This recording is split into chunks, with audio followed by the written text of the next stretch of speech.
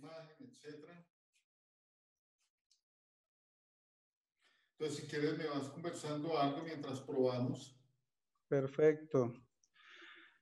Pues nosotros en esta etapa de adaptarnos a esta situación de pandemia hemos aprendido mucho. Nosotros ya damos algunos pasos en la virtualidad, ¿no? Pero este año sí fue bastante lo que hemos tenido que hacer.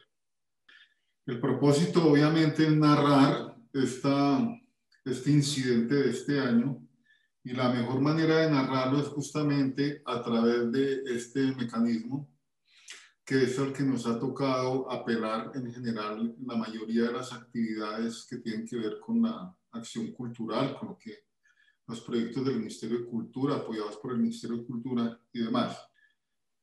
En una sesión que hicimos con los supervisores, les solicitamos a ellos atienden los 1.200 proyectos más o menos, no, 2.100 proyectos que atiende el Ministerio de Cultura en concertación, y les pedimos a ellos que nos recomendaran qué proyectos a su manera de ver parecían, digamos, significativos en la manera como enfrentaron y sortearon la dificultad de esta migración de la presencialidad a la virtualidad, y cómo los proyectos en todo caso salieron adelante y seguramente, como lo hablaremos ahora, también puede que hayan salido mucho más fortalecidos porque encontraron otras maneras de relatarse, de relacionarse, de hablarle a las personas, a las audiencias.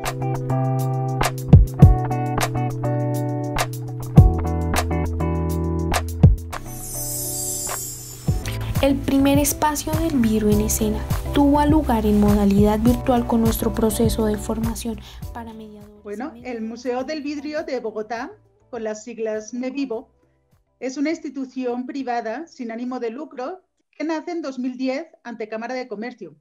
La iniciativa es de buscar a esos actores y esas técnicas en vidrio que existen en Colombia y en Bogotá.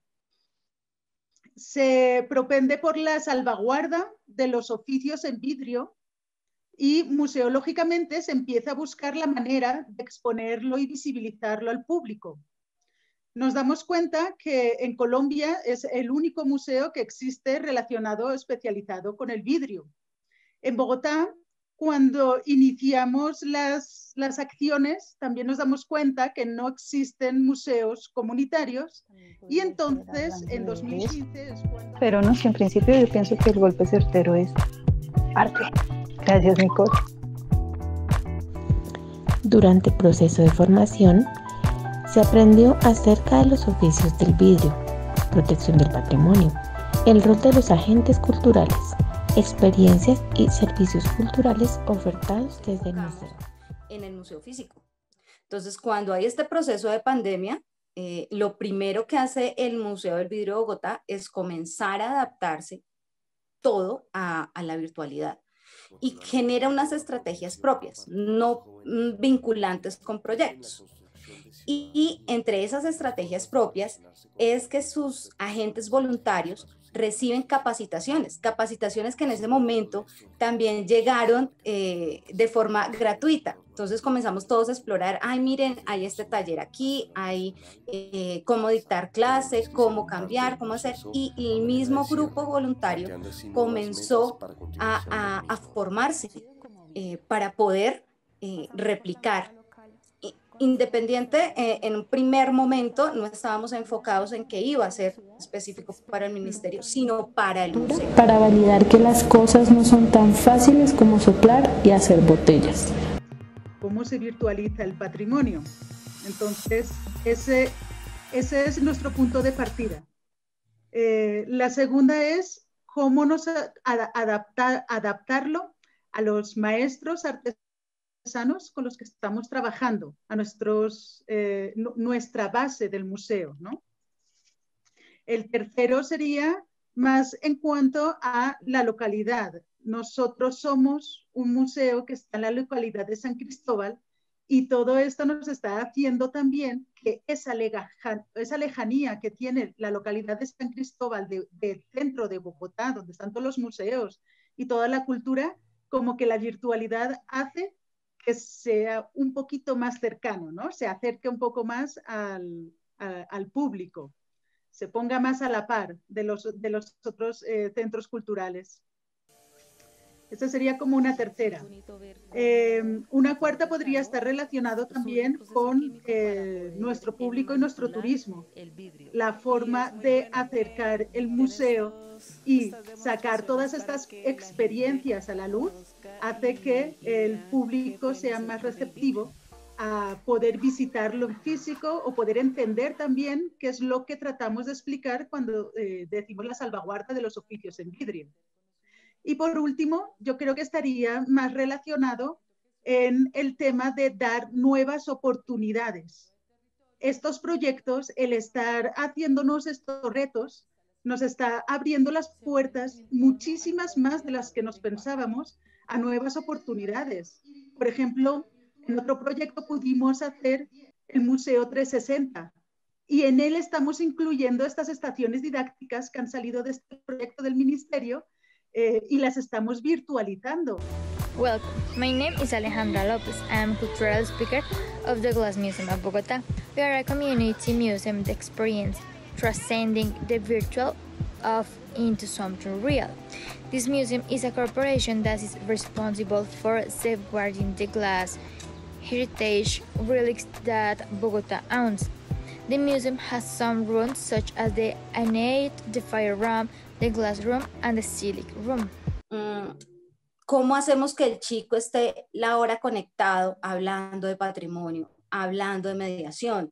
Entonces busquemos juegos y adaptemos juegos mientras que estamos hablando y estamos conversando y estamos interactuando. Y nos dimos cuenta de la importancia también de llegarle a los jóvenes por la parte virtual, ¿no? Estas metodologías virtuales. Nosotros lo vimos, como estamos repitiendo, como un reto y no nos presentó grandes dificultades porque incluso lo vimos divertido, entretenido, creativo. Nos pusimos a la tarea de jugar con todas las herramientas que habían virtuales y por todos los medios y a que la gente se expresase. A nosotros nos ha gustado siempre que el Ministerio de Cultura pueda seguir lanzando las convocatorias de apoyos concertados todos los años, puesto que llevamos ya en esta del patrimonio cultural, Me Vivo el Patrimonio, es la 5ª edición y prácticamente todos los años estamos innovando y nos estamos dando cuenta de cómo esos apoyos permanentes pueden hacer que el museo tenga una base sustentable en la cual avanzar un poquito.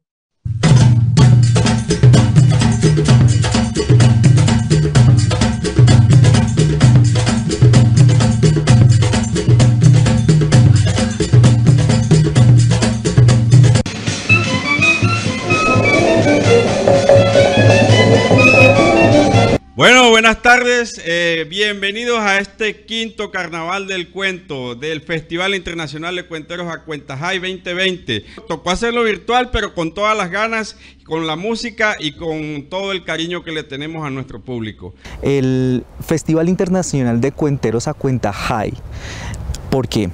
Porque ellos tienen un resultado significativo en cuanto al uso de la palabra, más con la connotación del cuentero guayú como tal, de su mismo origen como tal. Entonces ellos, su programa tiene que ser presencial y vienen cuenteros a nivel internacional y demás, y hacen un recorrido a nivel histórico y de lugares del mismo Riohacha con la gente, ¿no? Ellos inmediatamente pensaron migrarse obviamente al tema digital, pero dieron más estrategias. Entonces había un carnaval del cuento y hacía sus recorridos a nivel histórico por diferentes lugares del municipio de Riohacha. Entonces lo repensaron y fueron grabando ciertos lugares, ¿sí? E iban enlazando con los diferentes cuenteros a nivel internacional, nacionales y regionales. Inspirado el pitero. Hoy hay luna llena En términos generales, el Festival Internacional de Cuenteros Acuentajay se lee Acuentajay y se escribe Acuentajuy porque es Wayunaiki. Traduce el contador de historias, el cuentacuentos, la persona que en la comunidad wayú tiene el uso de la palabra y el manejo de las historias. Este proyecto nació en el año 2000. En esa época, pues, yo me encontraba en la ciudad de Bogotá. Yo era estudiante de la Universidad de los Andes. Allí pues, tuve la oportunidad de conocer el Movimiento Nacional de Cuenteros Universitarios y tuve la oportunidad por primera vez de asistir a un festival que se realizó en la ciudad de Cali, un festival de cuenteros universitarios. En vista de la necesidad que había aquí en Riohacha de cultura, de oferta diversificada de cultura, yo veía que el festival fluía tan bien y veía también que se realizaba con unos recursos mínimos. No había digamos que la posibilidad de aquí en Riohacha de llevar a cabo una actividad como de teatro o de artes escénicas, porque pues las posibilidades no daban para poder llevarla a cabo.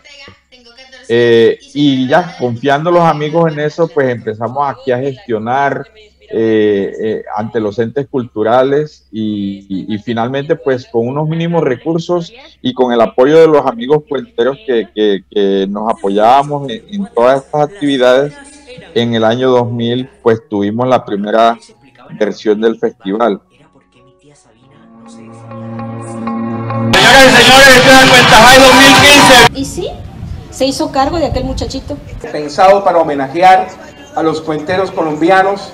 Duros cuando hemos estado en los pueblos de La Guajira. Y reía. Buenos espacios como estos que tiene Acuentajuy. Ya cuando empezó el tema de la pandemia, ya para el mes de febrero, cuando teníamos ya, digamos, garantizado el recurso, el apoyo, entramos como en esa incertidumbre de ¿y nosotros qué vamos a hacer? Llegamos a un punto de pensar, digamos, en el primer mes de estar echándole cabeza a cómo planteábamos nosotros la solución, incluso cancelar, porque nosotros decíamos, primero que todo no nos van a dar permiso para hacer funciones presenciales, no nos van a dar oportunidad, digamos, de realizar un recorrido como el que veníamos haciendo cada año, que iba a ser en esta ocasión la quinta versión del Carnaval del Cuento, que era como un desfile de carnaval. Sin embargo, en vista, digamos, de las posibilidades que nos da la virtualidad, de ver que podíamos realizar actividades vía Zoom o Skype o Meet, todas estas plataformas que han mejorado, digamos, la conectividad entre las personas, empezar a pensar, ¿y nosotros por qué no lo podemos hacer así? Entonces, la idea fue, listo, volquémonos a la virtualidad, planteemos todas las actividades de manera virtual con los narradores, haciendo las transmisiones en vivo, de tal manera de que haya ese componente de conexión con el espectador, pero de otra manera. Terminamos mezclando virtualidad porque los narradores se encontraban en su lugar de origen. Incluso fue algo muy loco porque la persona que coordina el festival está en España y nosotros estábamos aquí en Riohacha y era un carnaval con todo y banda papayera tocando. Eso fue de verdad un proceso de coordinación entre España, la música que sonaba aquí en Riohacha, la combinación con las imágenes que nos facilitaron los narradores que participaron en el festival. Finalmente, pues con el apoyo también de la técnica, lo técnico que facilitó, digamos, toda esta mezcla, digamos, de alternativas, pues considero que logramos sacar adelante tanto el Carnaval del Cuento como las funciones nocturnas, incluso la rueda de prensa. En cuanto a la afluencia de espectadores, nosotros lo que logramos este año fue tener, y eso lo contamos de acuerdo a cada una de las funciones que tuvimos, alrededor de 17.500 espectadores. ¿Sí? Algo muy bueno que resultó de esto fue el que se conectaran personas de otros países y de otras regiones del país. Bueno, el festival y la escuela de narración oral, porque tenemos una escuela de narración oral, son dos proyectos que han sido apoyados por el Ministerio de Cultura desde el año 2005. Nosotros en ese año 2004, porque el año 2004 fue que presentamos el proyecto para ser apoyado para el 2005, teníamos como mucho temor porque sentíamos que solamente apoyaban a organizaciones grandes y de gran trayectoria, y nosotros que éramos pequeñitos, así como que no creíamos que nos fueran a apoyar. Y sí, inicialmente empezamos a tener el apoyo del ministerio. Inicialmente los procesos de supervisión no eran, digamos, tan rigurosos como lo son hoy, pero digamos que esa rigurosidad nos ha invitado a organizarnos de mucha mejor manera. Con esta experiencia que tuvimos este año, de transmisiones virtuales vía streaming, creo que eso llegó para quedarse en el festival y va a ser uno de los componentes fundamentales, porque nos quedó gustando de que se conectara gente del exterior y valorara mucho lo que estamos haciendo.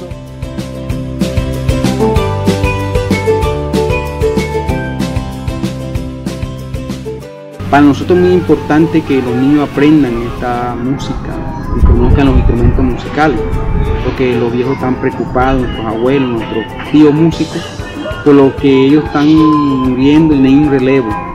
Y es muy importante que los niños aprendan, porque son los que van a relevar a estos músicos guayú. Y también es importante nosotros apropiarnos de la música occidental a través de la música de nosotros los guayú, cómo podemos gestionar la música, innovarla, así como se innova la manta, innova la mochila, las mujeres guayú. Nosotros también tenemos que tratar la manera cómo podemos intentar innovar esta música fusionada con otros instrumentos occidentales. Fundación El Origen es muy importante el fortalecimiento de las actividades que está haciendo de las artes escénicas, de la pintura. El programa de formación en artes de la Fundación El Origen. Ellos tienen este proyecto focalizado para comunidades indígenas, específicamente guayú. Y ellos van a su territorio, van allá a sus rancherías. Pero ¿qué pasó? Pues evidentemente no podían llegar a estas comunidades y repensaron este proyecto mediante el desarrollo como tal de una aplicación, de una app. Obviamente el tema de internet para las comunidades guayú no es tan accesible. Lo que hicieron ellos es gestionar, y fueron un poco más allá, gestionaron unos equipos y llevárselos a la comunidad como tal. Una aplicación que funciona sin internet, de hecho. La Fundación El Origen es una organización encargada de estimular diferentes metodologías para comunidades que tienen bajos niveles educativos. Entre esas implementamos muchas metodologías basadas en arte, en creación de proyectos culturales y artísticos, y también utilizamos mucha tecnología para poder asegurarnos de que los estudiantes están mejorando su rendimiento académico y estimulando su interés de continuar en la educación gracias a los proyectos de formación que nosotros llevamos a las escuelas comunitarias. Nació en 2015 como respuesta al interés de ayudar a las escuelas de donde, de algunas regiones de donde muchos de nuestros personas del equipo pertenecen. Por ejemplo, yo soy de La Guajira y quise pues regresar a ayudar a las escuelas comunitarias a estimular pues la retención escolar de los estudiantes que usualmente desertaban. Hoy en día, debido a que lanzamos nuestra nueva aplicación que se llama OLAP, estamos extendiendo nuestro impacto no solamente a La Guajira, sino a otras zonas del país como el Chocó y eventualmente a diferentes zonas rurales y escuelas pues, rurales en todo el país. Nosotros ya habíamos creado una estrategia de innovación digital, donde íbamos a proveer nuestros programas de formación a través de nuestra aplicación que se llama OLAP y permite que jóvenes en todas las escuelas y comunidades del país pudiesen acceder a cualquier curso de formación que nosotros hacemos y también que las organizaciones con las que trabajamos pudiesen crear también allí.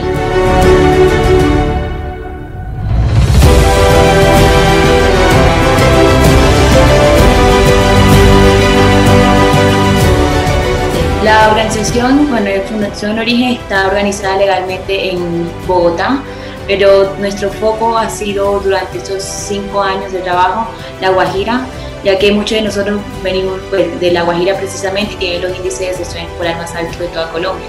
Entonces estaban muy enfocados en ayudar a las escuelas comunitarias, principalmente escuelas que trabajaban con estudiantes indígenas, a mejorar pues, el rendimiento académico a través de la metodología y proyectos que nosotros aplicábamos. Yo creo que esta coyuntura nos ha permitido pensar más allá de lo que nosotros usualmente pensábamos. Estábamos muy encerrados en que la presencialidad era la forma en que teníamos de proveer los programas de formación. Pero ya el siglo XXI nos ha demostrado que hay diferentes formas de acceder a programas de formación, no solamente de manera presencial, sino también a través de otros medios. Entonces, creo que nos forzó a nosotros a como explorar nuevas tecnologías, asegurar de que nuestros usuarios pudiesen tener un acompañamiento digital efectivo y pues expandir nuestros programas mucho más allá de lo que nosotros estábamos imaginando que podían llegar. Hemos sido apoyados desde el 2017, consecutivamente todos los años nos han podido beneficiar con el apoyo de concertación, usualmente para 2 proyectos, y nos ha servido nosotros significativamente para poder llevar nuestros programas a muchas más escuelas comunitarias. Nosotros tenemos un fin y es poder expandir la formación artística y cultural y vocacional en todas las áreas que trabajamos a más jóvenes que en realidad nunca tienen acceso a ellas. Y el Ministerio de Cultura nos ha permitido ayudar a esos jóvenes a soñar, a acceder a oportunidades de educación vocacional que nunca habían accedido, a desarrollar todo su potencial y a darse cuenta de que en realidad sí tienen talentos y sí pueden encajar en una sociedad y pensar en grande, y que por problemas de acceso no se ha podido explotar. Sus jóvenes usualmente no se dan cuenta de toda la riqueza cultural que tienen y todo el material artístico que eso podría desencadenar. Entonces el Ministerio de Cultura definitivamente nos ha permitido ayudar a esos estudiantes a redescubrir todo el legado cultural y cómo promoverlo, cómo exaltarlo y pues eventualmente convertirlo en un medio de vida, un medio de subsistencia y de sostenibilidad para sus comunidades. Nos enfocamos mucho en trabajar en educadores de comunidades indígenas. Tenemos también equipo de desarrollo que se encarga de implementar, desarrollar, testear e implementar nuestra tecnología. También tenemos diseñadores gráficos, comunicadores, publicistas y financistas. En Roldanillo, población agrícola en el norte del Valle del Cauca, Colombia, hemos creado un lugar donde se viven la emoción y la experiencia, la cultura y la historia, el conocimiento y la educación. Vive una experiencia cultural emocionante. El Museo Rayo. El Museo Rayo viene siendo apoyado por el Ministerio de Cultura a través del Programa Nacional de Concertación Cultural desde que fue creado el programa, desde que está el Ministerio. Y hemos pasado todas las diferentes fases y hemos logrado que el museo sea catalogado en la selección de proyectos nacionales. Ese es como un reconocimiento que tenemos y que contamos desde el Ministerio de Cultura. Eso es muy significativo para nosotros, porque es que la participación del Museo Rayo en el Programa Nacional de Concertación Cultural es como el eje central de nuestra actividad. Uno parte de la muy buena organización que tiene el ministerio, sabiendo de que la convocatoria empieza desde el año anterior, siempre llega desde agosto. En julio uno recibe la invitación para participar y debe uno presentar el proyecto en agosto para el año siguiente. Partiendo del proyecto que se presenta a concertación es que estructuramos las cofinanciaciones, y las cofinanciaciones tanto del sector oficial, hablando del gobierno departamental o del gobierno municipal en Roldanillo, o del sector privado, siempre se desarrollan en el mismo año, se formulan, se presentan y son aprobados en el mismo año de ejecución. Y eso hace que esos proyectos siempre empiecen por allá la ejecución casi que en el segundo semestre. Pero entonces el respaldo de nosotros como museo es contar ya con la financiación del ministerio para esa cofinanciación de estas otras instituciones. Nuestro proyecto que hicimos en el año 2020 de los 39 años del museo es seguir consolidando esta institución museal en su proyecto central, que el maestro Marrayo, cuando creó el Museo Rayo en Roldanillo, en la provincia del país, su gran objetivo era promover la descentralización de la cultura en nuestro país. El programa central nuestro son las exposiciones, que son de artistas nacionales o artistas internacionales, donde incluimos a nuestro fundador, al maestro Marrayo. Nuestro programa incluye más o menos 20 exposiciones en el año, un promedio de unas 15, 16 en nuestra sede y otras 5, a veces más, en exposiciones itinerantes de nuestra colección. Otro de los ejes nuestros es la formación artística. Hacemos talleres pensados en los niños, pensados en jóvenes, en artistas que vengan que sientan el museo como un espacio de formación, y hacemos los talleres permanentes. Pero también tenemos otra cosa muy importante que llamamos la integración de las artes. Para el maestro Marrayo era muy importante esa relación que hay entre la poesía y la pintura, entre la pintura y el teatro, entre el teatro y la música, y por eso entonces el museo cuenta con un teatro al aire libre donde permanentemente desarrollamos espectáculos culturales. ¿Por qué cree usted que este proyecto tiene una interesante narrativa de la solución al problema? Ahí logramos algo muy interesante. El contrato del Ministerio de Cultura fue legalizado con el programa de concertación cultural más o menos el 15 de marzo. Y la pandemia empezó en ese momento. Nosotros casi que cerramos el museo, y en la semana que se cierra el museo total, recibimos el primer desembolso del ministerio. Al recibir el desembolso, tuvimos que llamar al ministerio y decirles, mire, ¿qué vamos a hacer si el museo está cerrado? ¿Y cómo vamos a poder desarrollar la programación? ¿Qué podemos hacer? Y el ministerio, desde el programa de concertación, nos informaron, bueno, tienen que migrar a la virtualidad. El museo tiene que seguir en contacto con sus públicos, por eso tienen el respaldo del ministerio y tienen que migrar a la parte tecnológica. Esa migración la asumimos y el museo reaperturó toda su programación el 1 de abril. Así que estuvimos cerrados, sin ninguna actividad, casi 15 días nomás, mientras comenzamos a revisar cómo nos adaptábamos a esta virtualidad. Asumimos este reto y lo primero que hicimos fue reaperturar los talleres de formación. Los profesores quedaron así, ¿qué hacemos entonces? Ya teníamos los niños, los grupos habían empezado, llevábamos solamente 15, 20 días trabajando con ellos, cuando se suspendieron, pero los niños estaban listos, todo ya se había estructurado, ya estaban las inscripciones y todo, y entonces hicimos que todos los docentes contactaran a los niños, hicieran grupos de WhatsApp, que dijeran que tenían que también estar contactos con nosotros a través de el Facebook y del YouTube del museo. Por el YouTube entonces montamos el canal del museo y comenzamos a mandarles información a ellos y a colgar todos los talleres allí. El evento más complicado que teníamos para hacerlo virtual, que era un encuentro de mujeres poetas colombianas. Es un evento de los eventos institucionales del museo, que este año celebraba su versión número 36, donde siempre vienen 200, 250 mujeres de todo el país a Roldanillo, a reunirse en una semana entera en Roldanillo en el museo, a organizar un recital de poesía, a organizar un encuentro de poesía. Pero ese encuentro cuenta con obras de teatro, con conciertos, conferencias, charlas y los recitales de las 200 poetas que asisten a este encuentro. El reto era hacer un encuentro igual, tratando de hacerlo virtual, pero que se sintiera de la manera más cercana, más presencial.